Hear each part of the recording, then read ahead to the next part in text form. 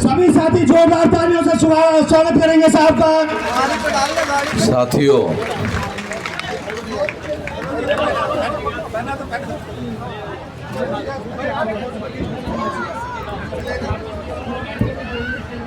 लगातार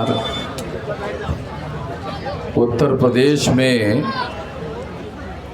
18 मंडलों की रैलियों का कार्यक्रम है।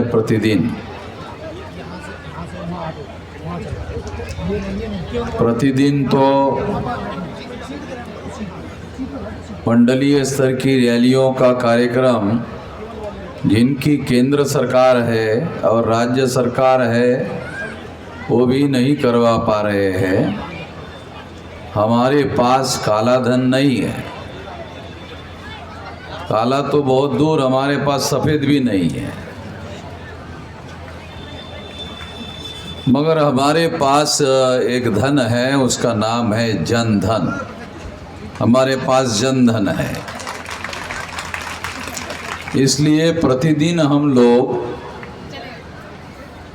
मंडल स्तर की रैलियां कर रहे हैं। आज के अखबारों में एक बहुत बड़ी खबर जन धन के संबंध में छपी है। प्रधानमंत्री नरेंद्र मोदी की रैली जहां होने वाली थी,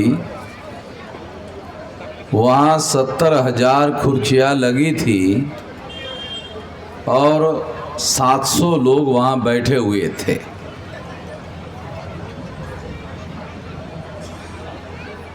तो ये खबर प्रधानमंत्री को दी गई कि 70 कुर्सियाँ लगी हुई है और 700 लोग हैं, क्या करें। तो प्रधानमंत्री ने उनको कहा कि आप चिंता मत करो, मैं कोई रास्ता निकालता हूँ। तो उन्होंने रास्ता निकाला, नरेंद्र मोदी जी ने, और ये हवा सारे देश भर में फैलाई कि मेरी जान को जो खतरा था वो मैं बच गया और बच के वापस आ रहा हूँ। ऐसा मैसेज सारे देश के लोगों को दिया। मैं इस संबंध में दो बातें आप लोगों को बताना चाहता हूँ। एक तो प्रधानमंत्री की जो सुरक्षा है, चाहे किसी भी पार्टी का प्रधानमंत्री हो, ध्यान रखना चाहिए हम लोगों को कि प्रधानमंत्री देश का होता है। जब वो प्रधानमंत्री हो जाता है तो वो बीजेपी का नहीं रहता है, वो देश का होता है। और देश की तरफ से जब विदेश में जाता है तो वो बीजेपी का प्रधानमंत्री बोलकर नहीं जाता है, भारत का प्रधानमंत्री बोलकर जाता है। तो एक तो ये जो बात मैं आप लोगों को बता रहा हूँ कि इसके बारे में हमारे देश में राष्ट्रीय स्तर की सहमति है कि प्रधानमंत्री की जो सुरक्षा का मामला है उसके बारे में किसी प्रकार का कोई समझौता नहीं किया जा सकता, न किया जाना चाहिए। ये जो राष्ट्रीय सहमति है, हम पहले भी उसके समर्थक हैं और आज भी उसके समर्थक हैं और कल भी रहेंगे, क्योंकि ये देश की सुरक्षा के साथ जुड़ा हुआ मामला है। मगर 70,000 लोग नहीं आए और 700 लोग आए, इसकी वजह से सुरक्षा के मुद्दे को मजाक का मुद्दा बनाया जाना, नरेंद्र मोदी ने ऐसा किया। तो इसलिए ये बहुत ज्यादा शर्म की बात है, केवल दुख की बात नहीं है, शर्म की बात है। तो यहां भी जन धन उनके पास उपलब्ध नहीं है, काला धन बहुत है। 2019 के चुनाव में हमारे पास रिपोर्ट है एडीआर का, एसोसिएशन फॉर डेमोक्रेटिक रिफॉर्म।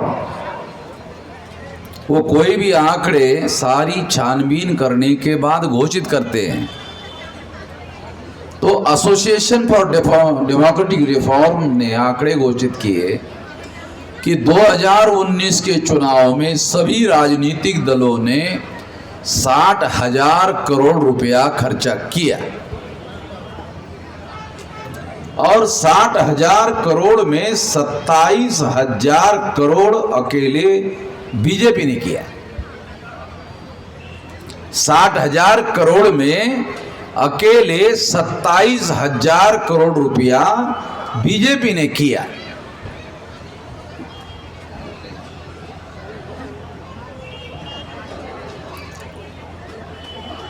तो सवाल है, क्योंकि हम सब लोगों के लिए विचारणीय सवाल है, दो सवाल है बड़े इसके अंदर। एक कि बीजेपी के पास रुपए छापने का कारखाना है,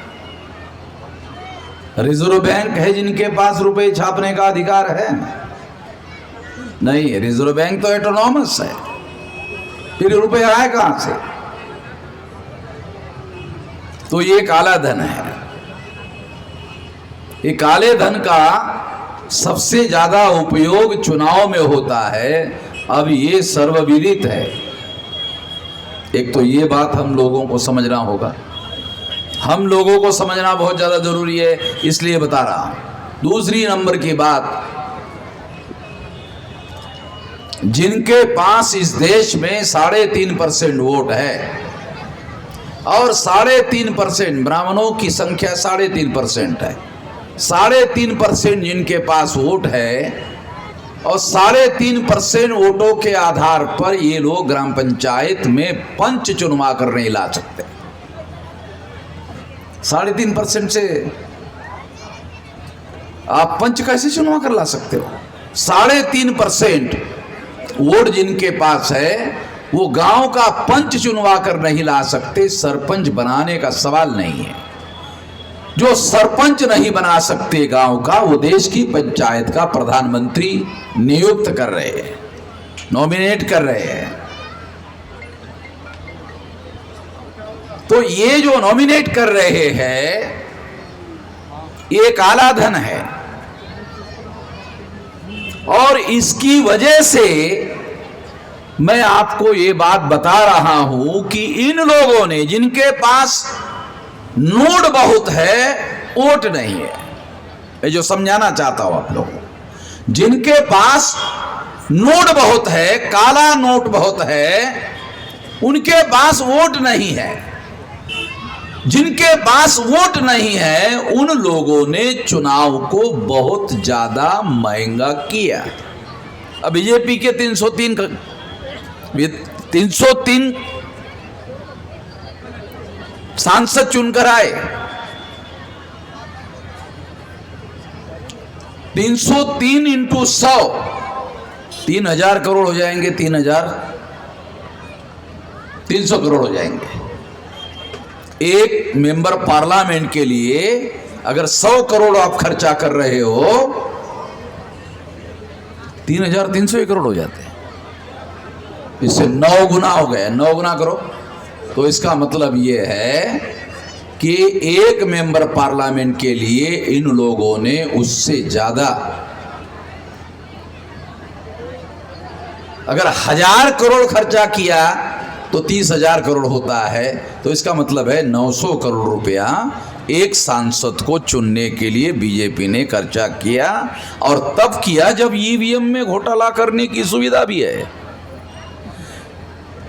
ईवीएम में घोटाला करने की सुविधा होने के बावजूद भी 900 करोड़ रुपया एक सांसद को चुनने के लिए खर्चा किया बीजेपी ने। आपके सामने आंकड़े बता रहा हूं, गिनती करके बता रहा हूं, आप भी गिनती कर सकते हो, कर लो।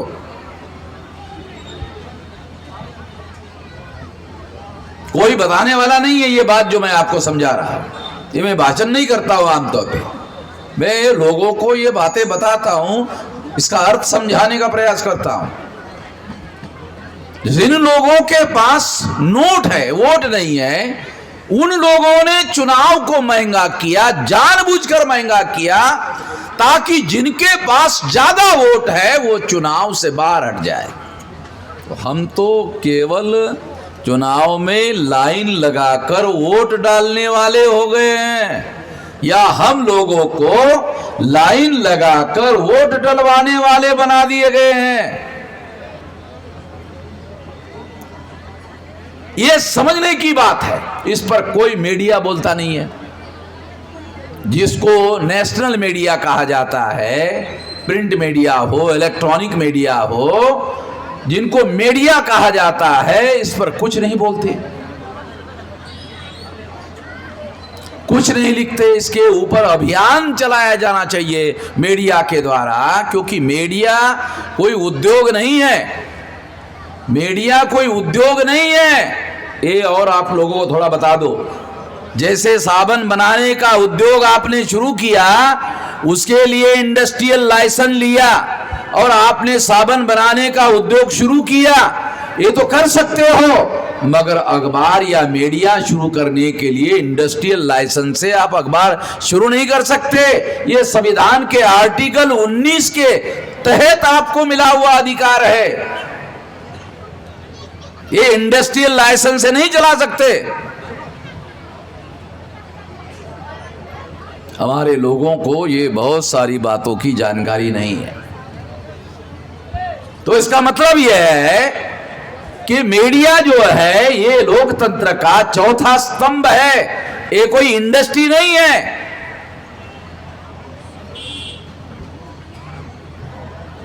लोकतंत्र ने उनको अधिकार दिया, संविधान ने उनको अधिकार दिया। मैंने प्रेस काउंसिल के लोगों को सवाल पूछा, सुप्रीम कोर्ट का रिटायर्ड जज होता है वहां पर, चेयरमैन सुप्रीम कोर्ट का, क्या पूछा भाई, सुप्रीम कोर्ट ने ईवीएम के बारे में निर्णय दिया 8 अक्टूबर 2013 को। क्या निर्णय दिया? ईवीएम मशीन से फ्री, फेयर एंड ट्रांसपेरेंट चुनाव नहीं हो सकता। देश का सुप्रीम कोर्ट कह रहा है कि ईवीएम से फ्री, फेयर एंड ट्रांसपेरेंट चुनाव नहीं हो सकता। फ्री यानी मुक्त, फेयर यानी निष्पक्ष, ट्रांसपेरेंट यानी पारदर्शी चुनाव नहीं हो सकता। सुप्रीम कोर्ट कह रहा है। मैं प्रेस काउंसिल के चेयरमैन को पूछा, किसी अखबार ने अखबार के फ्रंट पर कोई खबर नहीं छापी, फ्रंट पर तो छोड़ो, अखबार के पिछवाड़े में खबर नहीं छापी। पिछवाड़ा समझते हो ना, है? पिछवाड़ा समझते हो ना अखबार का? पिछवाड़े में भी खबर नहीं छापी। ये लोग अपने को नेशनल मीडिया कहते हैं। क्या कहते हैं अपने को? National media. मुझे तो शर्म आती है इन लोगों के। नेशनल कहेगा मीडिया भाई, नेशनल। ये जो सुप्रीम कोर्ट की खबर को आप ब्लैकआउट कर रहे हो, वामन मेश्राम की खबर को तो तुम कर ही रहे हो, सुप्रीम कोर्ट की खबर को ब्लैकआउट कर रहे हो। तो सुप्रीम कोर्ट के रिटायर्ड जस्टिस को मैंने लेटर लिखा, ऐसा ऐसा है, जांच करो। अभी तक जांच नहीं किया। तो अब सुप्रीम कोर्ट के रिटायर्ड जज के खिलाफ मैं सुप्रीम कोर्ट जा रहा हूं। देखो भाई, तुम्हारा ही जज जो है, एक कितनी साली बदतमीजी की बात है कि सुप्रीम कोर्ट का जज, एक सिंपल बात उसके समझ में नहीं आ रही है। प्रेस काउंसिल का चेयरमैन, मैं यहां, मुझे बोलना पड़ रहा है, ये रिकॉर्ड कर रहा हूं मैं इसको, ये मैं इसको रिकॉर्ड कर रहा हूं, रिकॉर्ड पर ला रहा हूं इसको, और जानबूझकर रिकॉर्ड पर ला रहा हूं।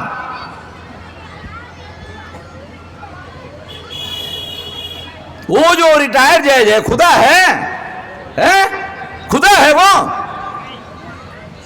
संविधान के अधीन है। ध्यान रखे, संविधान के अधीन है, और तुम्हारा व्यवहार समीक्षा के अधीन है। ध्यान रखे, कोई आदमी संविधान के ऊपर नहीं है।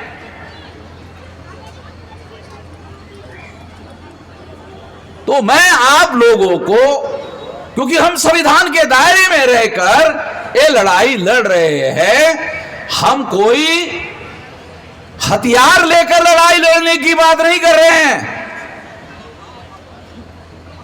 जबकि अंग्रेजों के विरोध में 1857 को इन्हीं ब्राह्मणों ने हथियारबंद आंदोलन चलाया था, और हमको और हमारे बच्चों को पढ़ाते हैं कि 1857 का आंदोलन स्वतंत्रता संग्राम था। तो अंग्रेजी सरकार के विरोध में तुम्हारा हथियार बंद आंदोलन स्वतंत्रता संग्राम था, और आदिवासी अपनी जमीन बचाने के लिए हथियार उठा रहे हैं तो वो नक्सलवादी हो गए। हैरान करने वाली बात है, तुम्हारी व्याख्या अजीब किस्म की है भाई, है? वो अपना घर बचाने के लिए, जमीन बचाने के लिए, अरे भारत के संविधान ने सेल्फ डिफेंस में, आत्मरक्षा में, अगर आप किसी की रक्षा करते, कोई औरत है उस पर बलात्कार हो रहा है और बलात्कार से अपना बचाव करने के लिए उस आदमी की हत्या कर देता है, तो कानून कहता है कि उसको आत्मरक्षा में ऐसा करना पड़ा, उसने कोई अपराध नहीं किया। कानून है भाई, कानून की बात बोल रहा हूं, अपने घर की बात नहीं बोल रहा हूं। हमारे लोगों को पता नहीं, बात अलग है।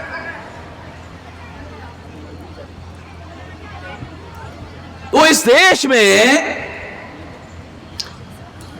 किस तरह की व्यवस्था जो है इन लोगों ने बना रखी है, और चुनाव को इस देश में सबसे ज्यादा महंगा कर दिया गया है, और हमारे लोगों को, जो जिनके पास बहुसंख्यक वोट है, उन लोगों को केवल लाइन में लगाकर वोट देने वाले लाइन में खड़ा कर दिया है कि भाई तुम लोगों की औकात केवल लाइन में लगकर वोट देने की है, बाकी तुम्हारी कोई औकात नहीं। कितने देर तक चलाओगे ये मामला? अब मुझे समझ में आ गया, एक आदमी को समझ में आ गया, और मैं यहां बैठे हुए लोगों को समझा रहा हूं।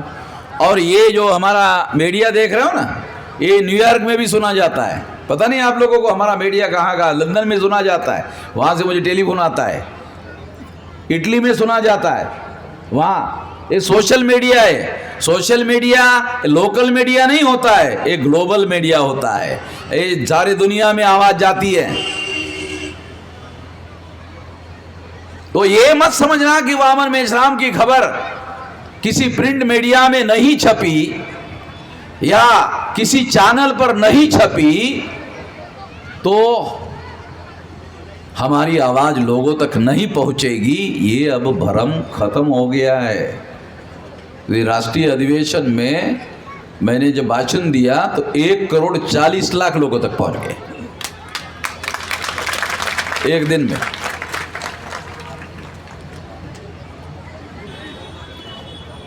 और हम कोई गैर संवैधानिक बात नहीं कर रहे, हम संवैधानिक बात कर रहे हैं। संवैधानिक बातें आप लोगों को कह रहे हैं, समझा रहे हैं।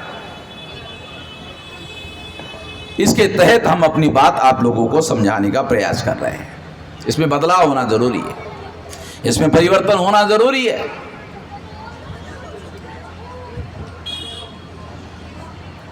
आप लोगों को याद होगा, इस देश में आप लोगों को याद होगा, बजरंग दल आरएसएस के लोगों ने बनाया हुआ संगठन है। वो बजरंग दल के 10-20 लोग, 10-20 गुंडे बदमाश, और वो कौन रहते मालूम है? बजरंग दल के, बजरंग दल में कौन रहते हैं? बजरंग दल का पहला मुखिया विनय कटियार, बराबर है अपने चौधरी साहब, विनय कटियार। फैजाबाद का पटेल, कुर्मी पटेल, नाम से बोल रहा हूं।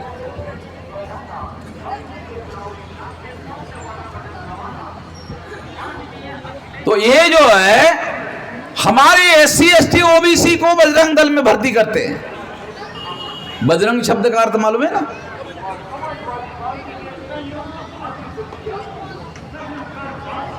तो इस तरह से ये हमारे SC ST OBC के लोगों को बजरंग दल में भर्ती करते हैं, उनका दिमाग चौपट करते हैं, और वो 10-20 इकट्ठा होते हैं और एक मुसलमान को पकड़ते हैं। समझ रहे हो? एक मुसलमान को पकड़ते हैं, ज्यादा नहीं, 10-20 लोग बजरंग दल के मिलकर एक मुसलमान को धरते हैं, बांधते हैं, पीटते हैं, मारते हैं, हत्या करते हैं। 10-20 बजरंग दल के लोग एक आदमी को। क्या पुरुषार्थ है भाई! आरएसएस के लोगों ने क्या पुरुषार्थ सिखाया, कितना पुरुषार्थ पैदा किया। 10-20 लोग मिलकर तुम एक मुसलमान को पकड़ते हो।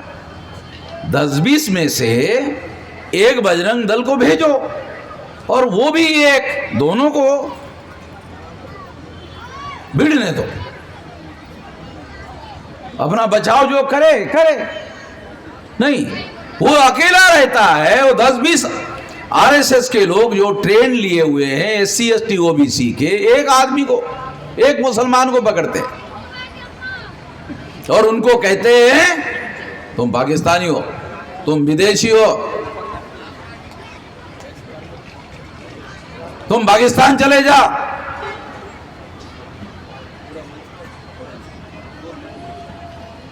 हम लोगों ने कहा, इस देश में हमने कहा मुसलमान पाकिस्तानी नहीं है, विदेशी नहीं है, मूल निवासी है। कैसे? थोड़ा आप लोगों को सबूत देना पड़ेगा। कैसे मूल निवासी है? ईसा पूर्व 185 को सम्राट बृहदत्त मौर्य को पुष्यमित्र शुंग नाम के ब्राह्मण ने मारा। काल्पनिक बातें नहीं बोल रहा हूं, काल्पनिक कहानी नहीं समझा रहा हूं, हिस्टोरिकल। सम्राट बृहदत्त मौर्य, ये हमारा पुरखा, जिसका साम्राज्य अफगानिस्तान की सीमाओं तक फैला हुआ था, और अभी भी बच्चों को पढ़ाया जाता है आपके उत्तर प्रदेश में। ये है मौर्य कालीन भारत, नक्शा है, देखो, वहां तक साम्राज्य फैला हुआ था, हमारे पुरखों का था।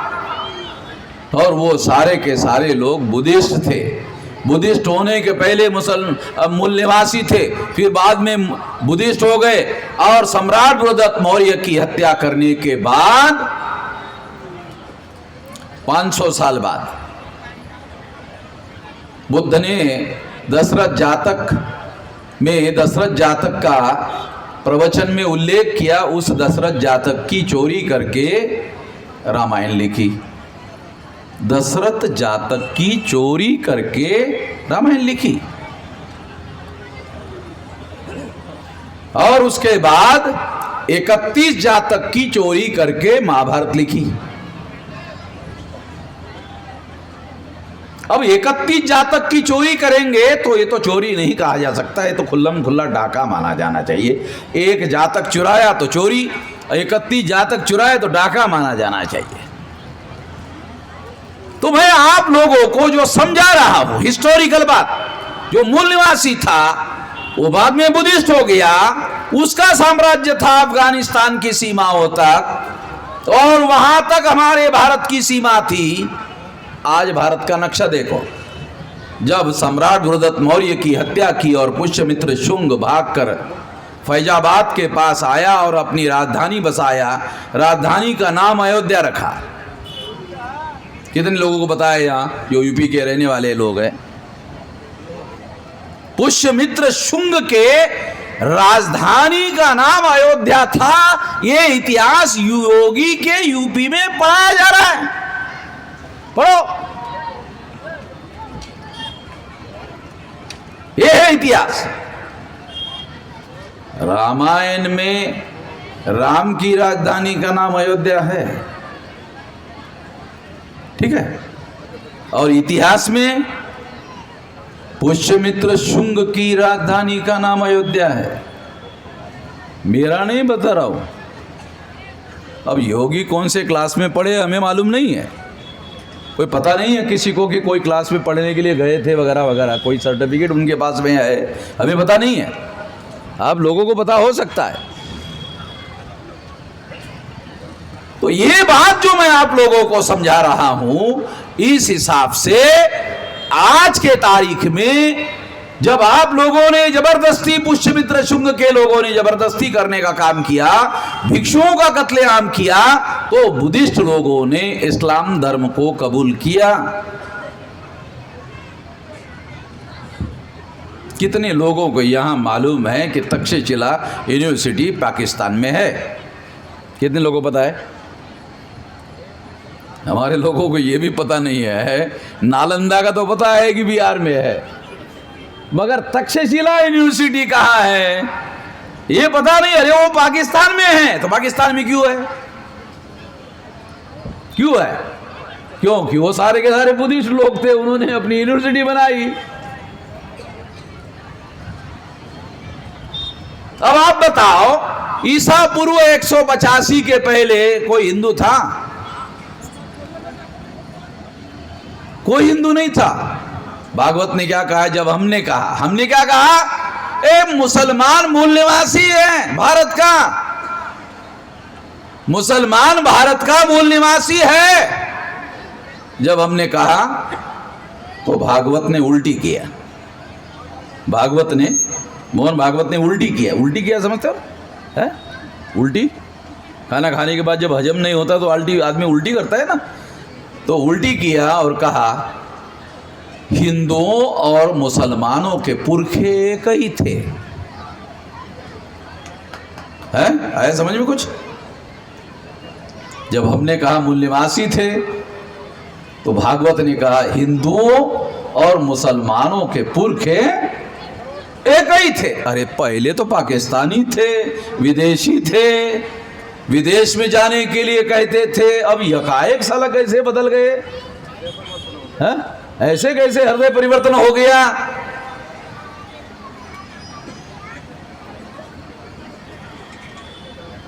आप सोचते होंगे, अरे वामन मेश्राम जी, ये चुनाव के लिए रैली आयोजित की आपने, ये इतिहास क्यों बता रहे हो? ऐसा भी कुछ लोगों के दिमाग में आ रहा होगा, अरे ये जो सारे आरएसएस के जितने प्रचारक लोग हैं वो क्या कर रहे हैं? वो क्या कर रहे हैं? वो कौन से विषयों पर बोल रहे हैं? कौन से विषयों पर भाषणबाजी कर रहे हैं?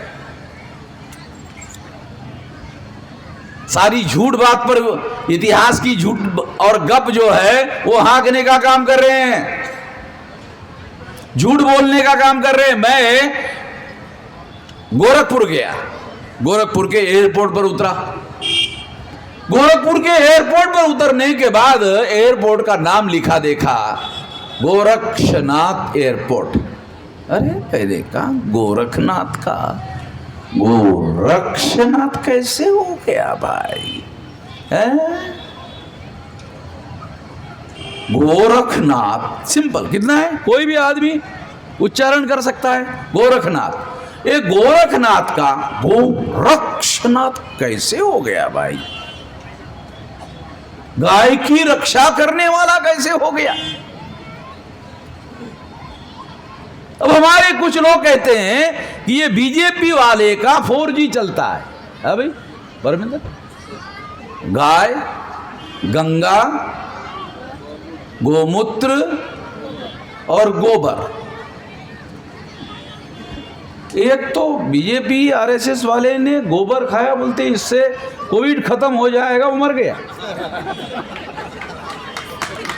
मतलब ऐसे साले पागल लोग हैं, इन लोगों को दवाखाने में नहीं पागल खाने में भर्ती करना चाहिए।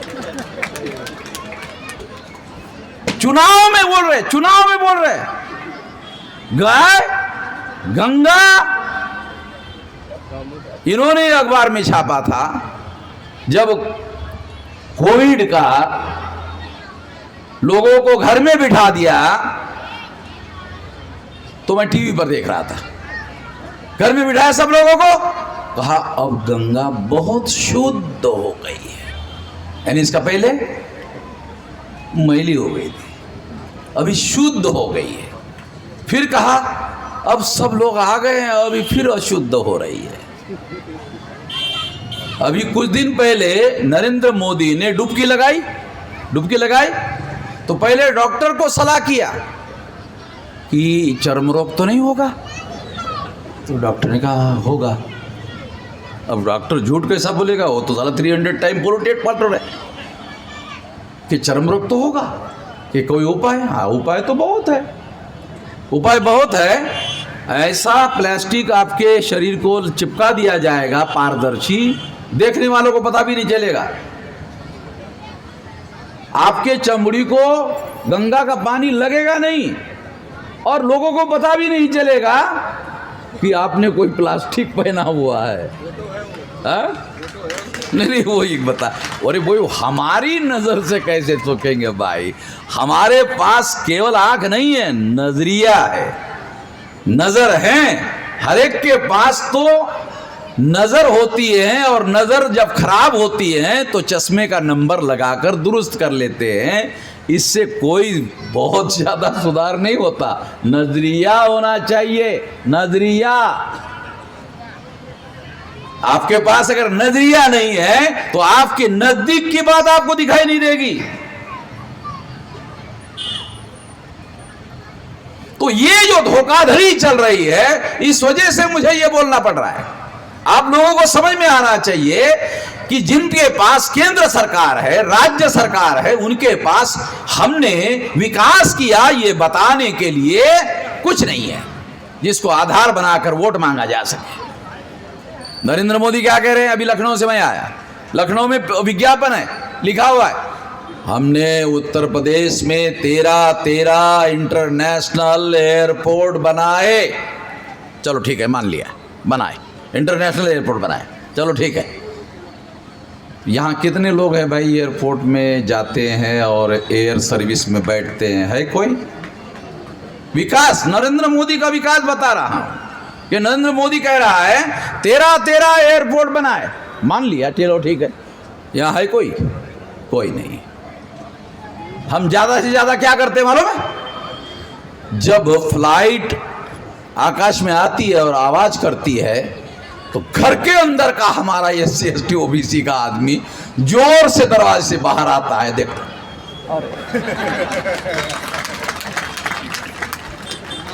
इतना उसका काम इतना कर सकता है भाई, इससे ज्यादा तो साले 13 एयरपोर्ट को चाटे हैं अचार की तरह। तो ये विकास की बात कर रहे तुम कि 13 एयरपोर्ट बना, चाट ले। तेरे एयरपोर्ट को चाटने का क्या करने का? कोई जो गरीब आदमी है इस देश के अंदर है उसके लिए क्या है तेरा विकास? का एक्सप्रेस हाईवे रोड बनाया, जो 1 लेन था 2 लेन बनाया, जो 2 लेन था 4 लेन बनाया, जो 4 लेन था 6 लेन बनाया, 6 लेन था 8 लेन बनाया। हाँ, ये विकास है। उसमें लिखा है बैलगाड़ी इस पर नहीं चलाई जा सकती, पैदल नहीं चल सकते, साइकिल नहीं चला सकते, घोड़ा गाड़ी नहीं चला सकते, मोटरसाइकिल भी नहीं चला सकते। तो हमारे पास इतना ही है, हम लोगों के पास इतना ही है। और जितना हमारे पास है लिख दिया पाबंदी है, इधर नहीं आ सकते आप, आपके लिए दूसरा रोड है। साला रोड में भी विषमता हो गई। अब सिंगल रोड तुम्हारे लिए, सिंगल लेन वाला जो रोड है वो तुम्हारे लिए हो गया है, खड्डे वाला जो रोड है वो तुम्हारे लिए हो गया है। ये है विकास, यानी इन लोगों का जो विकास है वो इस तरह का विकास है। ये विकास भी क्योंकि नरेंद्र मोदी डेली विकास विकास विकास विकास विकास, अरे विकास सुनते अरे ये क्या विकास है भाई? विकास नाम का शब्द ही विकास है और सारा विकास कहीं दिख नहीं रहा। और इसके आधार पर क्या विकास किया उसके बारे में कुछ नहीं, वोट मांगने के लिए कोई आधार नहीं है। आप बताओ, रोटी गरीब आदमी के लिए क्या चाहिए? रोटी, कपड़ा और मकान। सरकार के आंकड़े हैं कि गांव में रहने वाले 90% लोग गरीबी रेखा के नीचे जीवन यापन कर रहे हैं। आजादी के 75 साल हो गए। गांधी जी और नेहरू जी कहते थे कि तुम गरीब हो इसके लिए अंग्रेज जिम्मेदार है। हमारे लोगों ने मान लिया। तुम तुम गरीब हो इसके लिए अंग्रेज जिम्मेदार है। हमारे लोगों ने मान लिया, गांधी नेहरू का साथ दिया, अंग्रेजों को भगा दिया और इन लोगों को बिठाया। ओके, ठीक है। अब 75 साल हो गए। 75 साल में हमारे सामने चाइना हमारे सामने, उनकी भी आजादी जो है उसी दौरान मिली।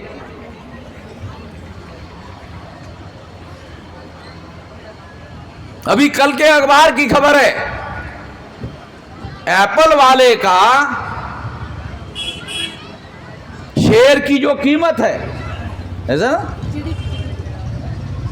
एप्पल जो कंपनी है उसके शेयर की कीमत इतनी हो गई है कि भारत सरकार का साल भर का जो जीडीपी है उसके बराबर। ये कंपनी की औकात और भारत की औकात नरेंद्र मोदी के बराबर हो गई है। ये खबर है 2 दिन पहले की। तो नरेंद्र मोदी क्या कहता है? विकास विकास विकास। अबे तो ये कंपनी के बराबर हो गया। एक देश सारा इतना बड़ा कंपनी के बराबर लाके खड़ा कर दिया तूने। तुम्हारे अखबार में छपा हुआ है।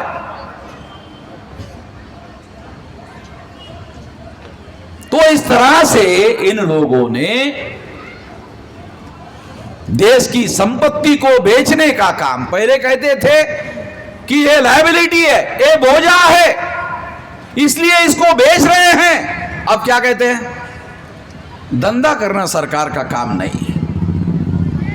पहले कहते थे कि ये कंपनी लायबिलिटी है, बोझा है, लॉस में है, इसलिए बेच रहे हैं। अब कहते हैं धंधा करना सरकार का काम नहीं है।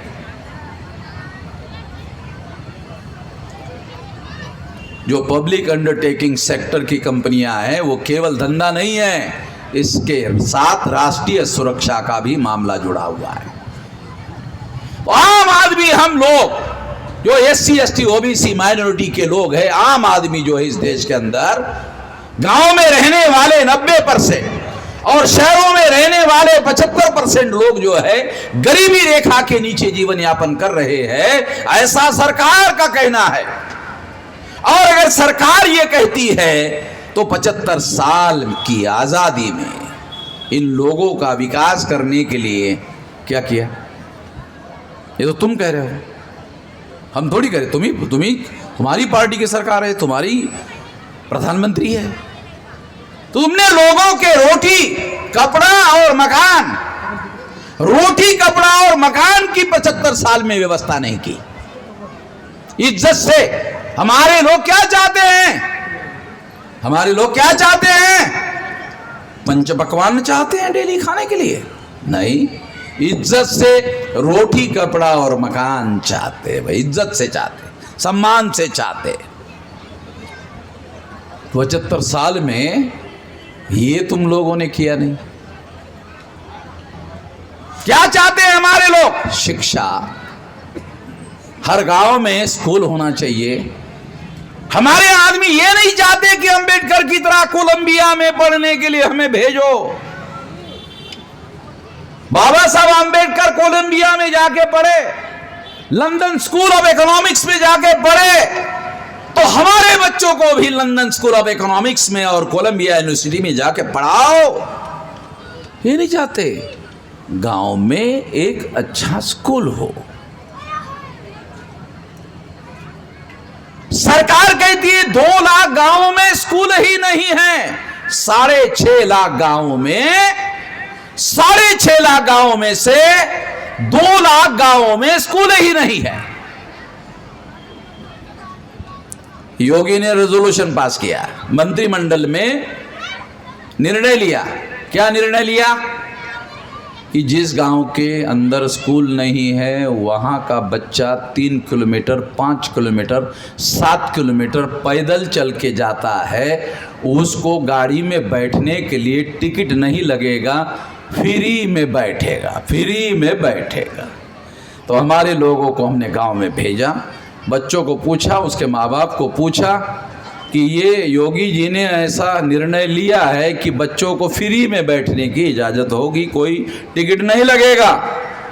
का निर्णय तो अच्छा है, मगर गांव में गाड़ी आएगी तब बैठेंगे ना। गांव में गाड़ी आएगी तो बैठेंगे। हमारे गांव में तो रोड ही नहीं है, बस तो दूसरी बात है। बस आएगी तो फ्री में बैठेंगे, साले बस ही नहीं है तो फ्री में कहाँ।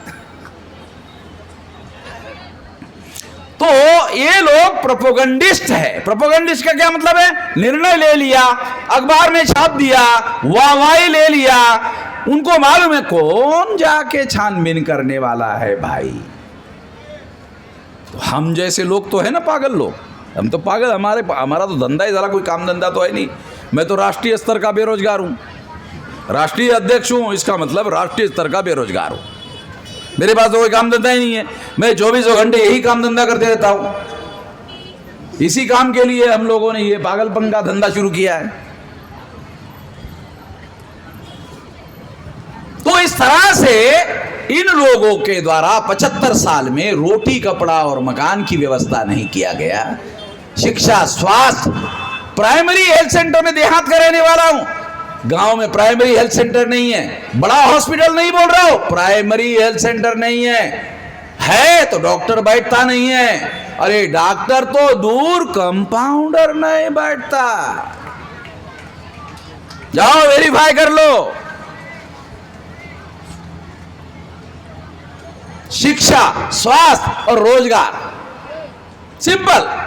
बहुत ज्यादा मांग नहीं है, छोटी। हमारे लोगों की आकांक्षाएं बहुत बड़ी नहीं है, छोटी आकांक्षाएं है। शिक्षा, स्वास्थ्य, रोजगार, रोजगार नहीं तो स्वयं रोजगार, स्वयं रोजगार नहीं तो बेरोजगार भत्ता। मैं लंदन गया, मैं न्यूयॉर्क गया, मैं यूरोप में गया, वहां पता चला जिलाधिकारी कार्यालय में अगर कोई बेरोजगार आदमी हो जाके लिखवाता है मैं बेरोजगार हूं, उसको पूछते हैं अकाउंट नंबर है? हाँ है, लिखवाओ। अकाउंट नंबर लिखवाया जाता है, वो घर में पहुंचने के पहले अकाउंट में पैसा चला जाता है। 6 महीने तक उसको बेरोजगार भत्ता मिलता है और उसको कहा जाता है तुम खुद रोजगार ढूंढो, सरकार तुम्हारे लिए रोजगार ढूंढेगी और 6 महीने में तुमको रोजगार दिया जाएगा। रोजगार देने के बाद बेरोजगार भत्ता नहीं दिया जाएगा। 6 महीने में व्यवस्था हो जाती है। इतनी अपेक्षा है आम आदमी की। इतनी छोटी आकांक्षाएं हैं, इज्जत से ज्यादा बड़ी आकांक्षाएं नहीं है। ये देश के प्रधानमंत्री आज तक नहीं कर पाए। 100 लाख करोड़ से ज्यादा का कर्जा हो गया भारत। 100 लाख करोड़ से ज्यादा का कर्जा है भारत पर। कहां गया? अरे गरीब के नाम पर तुमने पैसा लाया वर्ल्ड बैंक से, वर्ल्ड बैंक से, मॉनिटरी फंड से तुमने एक गरीब के नाम से पैसा लाया। वो 100 करोड़ से ज्यादा।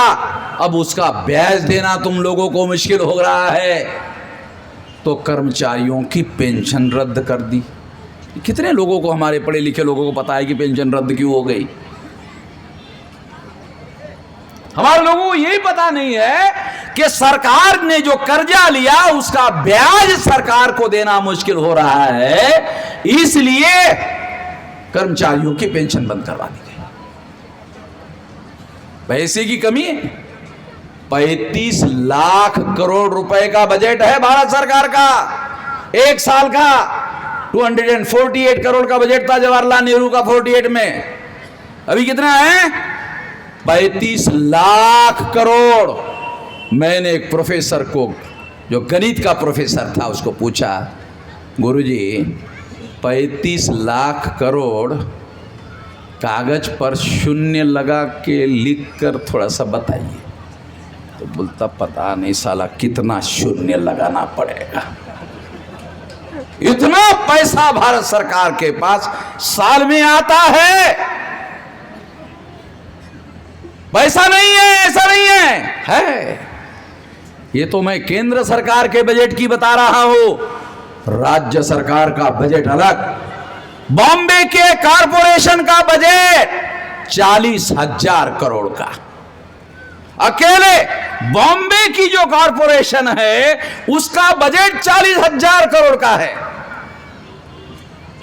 फिर नगर पालिका का बजट, फिर जिला पंचायत का बजट, फिर तालुका पंचायत का बजट, फिर ब्लॉक पंचायत का बजट, फिर ग्राम पंचायत का बजट। पैसा हर जगह है।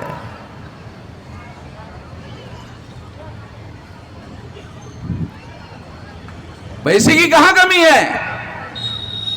मगर गरीबों के कल्याण के लिए कोई विकास की योजना आज तक नहीं बन पाई। किसी प्रधानमंत्री ने इसके लिए कोई विकास की योजना नहीं बनाई। बाबा साहब आंबेडकर ने जवाहरलाल नेहरू को पत्र लिखा कि आप समाजवादी है। देखिए, बहुत खास बात बता रहा हूं। बाबा साहब आंबेडकर ने जवाहरलाल नेहरू को लेटर लिखा, डॉक्यूमेंट्री एविडेंस है, लिखा आप समाजवादी है, मैं राष्ट्रीय संपत्ति का वितरण करना चाहिए जैसे समाजवादी कहते हैं वैसा नहीं कहना चाहता। समाजवाद आप भी जानते हैं, मैं भी जानता हूं। राष्ट्रीय संपत्ति का वितरण करने की बातें समाजवादी कहते रहते हैं।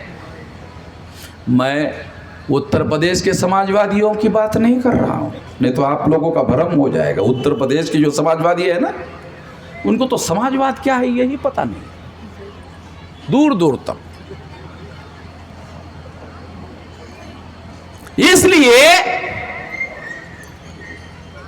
बाबा साहब आंबेडकर ने कहा मैं क्या चाहता हूं, इनकी शिक्षा की सही व्यवस्था कर दो, रोजगार की व्यवस्था ये खुद कर लेंगे। केवल शिक्षा की व्यवस्था करो, इनकी शिक्षा की व्यवस्था करो। यूनाइटेड नेशंस ऑर्गेनाइजेशन में जीडीपी का 6% एजुकेशन पर खर्चा करेंगे, भारत सरकार ने साइन किया। 2.5% अभी तक खर्चा नहीं किया।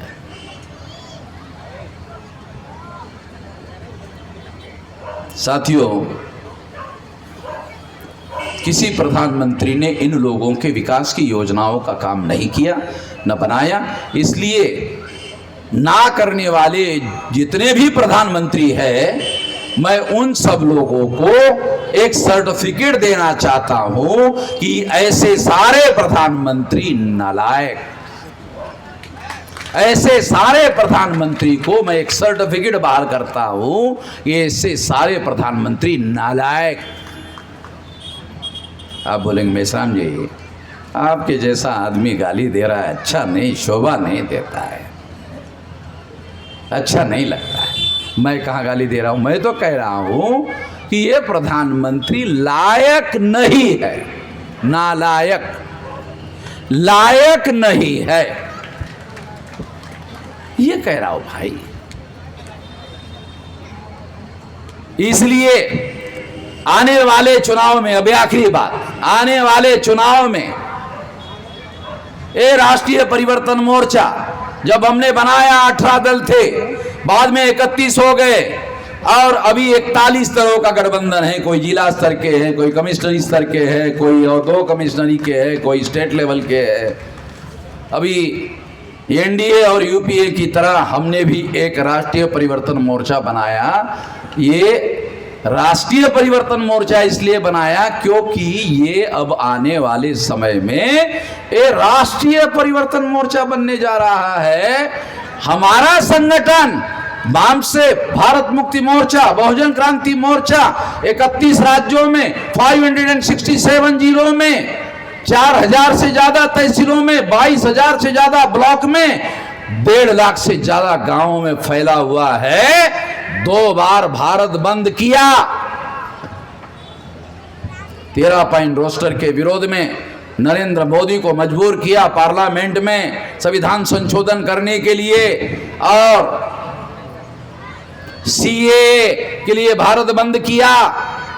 नहीं तो प्रतिदिन मोदी और शाह सीए सीए सीए, जैसे ही भारत बंद किया तब से बोलना ही बंद। बोलते सुनते हो अभी सीए एकदम बोलती बंद। 840 का करंट लगाया, ऐसा भारत बंद करवाया। अभी नीट के मुद्दे पर 4 चरणों में आंदोलन घोषित किया। चौथा चरण था भारत बंद, हमने ज्ञापन दिया, ये नीट का मामला हल करो, कागज में ज्ञापन दिया, तो प्रधानमंत्री को मैसेज गया कि भारत बंद होने वाला है चौथे में, पहले में स्वीकार कर लिया, कागज के ज्ञापन पर स्वीकार कर लिया। चौधरी साहब बराबर है ना, केवल कागज का ज्ञापन दिया, स्वीकार कर लिया। क्यों मालूम है? इन्होंने कहा क्या भारत बंद, फिर तो होगा, भारत बंद होगा। वामन मेश्राम ने कहा कि भारत बंद, हाँ हो भारत अभी होगा, फिर होगा, हर हालत में होगा। इतनी बड़ी संगठन शक्ति हमने बनाई है और आने वाले 10 साल में 20 बार भारत बंद करेंगे और भारत में एक भी आदमी नहीं रहेगा SC ST OBC माइनॉरिटी का जिनको पता नहीं चलेगा। अखबार वाले खबर वामन मेश्राम की छापे या ना छापे, इलेक्ट्रॉनिक मीडिया वाले खबर छापे या ना छापे, 20 बार भारत बंद करूंगा तो भारत के हर SC ST OBC माइनॉरिटी के आदमी को पता चल जाएगा कि उसकी लड़ाई हम लड़ रहे हैं।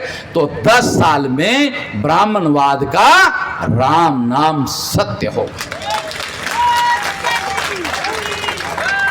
तो इससे आप खुश होकर जो तालियां बजा रहे हो तो इसका मतलब है आप भी ऐसा चाहते हो, तो ऐसा हम करेंगे, इतना ही कहता हूँ, ज़्यादा नहीं। धन्यवाद। धन्यवाद माननीय वामन मेश्राम साहब का कि उन्होंने हमें बहुत अच्छा मार्गदर्शन दिया। और मैं अंत में धन्यवाद ज्ञापन करने के लिए माननीय सतीश पाल सिंह जो राष्ट्रीय परिवर्तन मोर्चा के मंडल अध्यक्ष हैं, मैं उनको आमंत्रित करता हूं कि वो डायस पर आए और सभी मूल निवासी बहुजन साथियों का धन्यवाद ज्ञापन करें। माननीय सतीश पाल सिंह जी। और सुनिए धमाल 1 रुपये में आज़ादी के तहत राजू पाल पूर्णकालिक कार्यकर्ता वाम से जो धनराशि इकट्ठा की है वो साहब को भेंट करना चाहते हैं। माननीय राजू पाल पूर्णकालिक कार्यकर्ता वाम से, वो भेंट करें। और को देना चाहते हैं और जो भी साथी माननीय वामन मेश्राम साहब को राष्ट्रीय जन आंदोलन निर्माण निधि के तहत राष्ट्रीय परिवर्तन मोर्चा को मजबूत करना चाहते हैं, वो मंच पर आकर साहब को धनराशि भेंट कर सकते हैं।